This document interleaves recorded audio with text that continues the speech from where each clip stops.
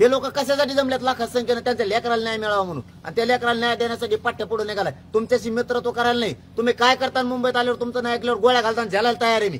मराठ्यांना माझी विनंती, यांनी जर गोळ्या घालून मला मारत माझा विचार मरू देऊ नका. अजिबात विचार मरू द्यायचा नाही आणि मराठ्यांची एकजूट फूट देऊ नका. आंदोलनच बंद होऊ देऊ नका.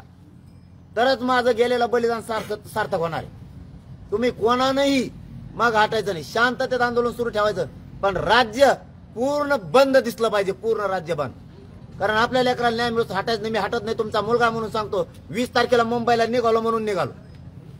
आरक्षण घेतल्याशिवाय मागे फिरत नाही. यांचा कोणता ट्रॅप भीपी ना तीच बघतो कोण येते ट्रॅप मध्ये. मंत्री माहीत झालेत मला ते कोण कोण येते. कोणत्या मंत्र्यांनी ट्रॅप रचलाय, कोणत्या जिल्ह्याचा पालकमंत्री आहे, कोणत्या जिल्ह्याचा मंत्री आहे. त्या दिवशी रात्रीच्या बैठकीला कोणी विरोध केला मराठ्याच्या आरक्षणाला, कोणी केला नाही हे पण माहिती. कोणी अधिवेशनात मराठ्यांच्या बाजूने बोलला हे मराठ्यांना माहिती. आता उघड्या डोळ्यानं मराठे बघणार आहेत. 20 जानेवारीच्या रॅलीत कोणता मंत्री आमदार मराठ्यांच्या बाजून सामील होतोय आणि किती लोक घेऊन सामील होतोय. जो येणार नाही ना मराठ्यांनो त्याला लक्षात ठेवा. आता यांना मराठ्यांच्या बाजूने उभा राहत नाहीत नाही, यांच्यावर लक्षात ठेवा. आता रॅलीत कसे उभा राहत नाहीत.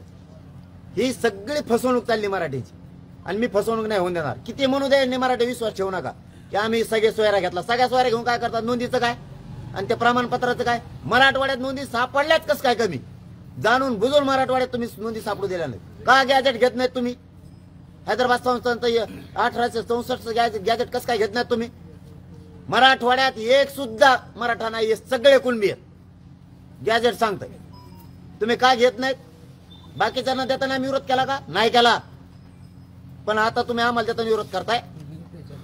मला परिपूर्णच आरक्षण पाहिजे. त्याच्याशिवाय तुमचं मत जमणार नाही. मी मराठ्यांच्या बाजूने, सरकारच्या बाजूने. सरकारने यांच्या आमदार मंत्र्यावर विश्वास ठेवू नका ही मराठ्यांना माझ्या हात जोडून विनंती.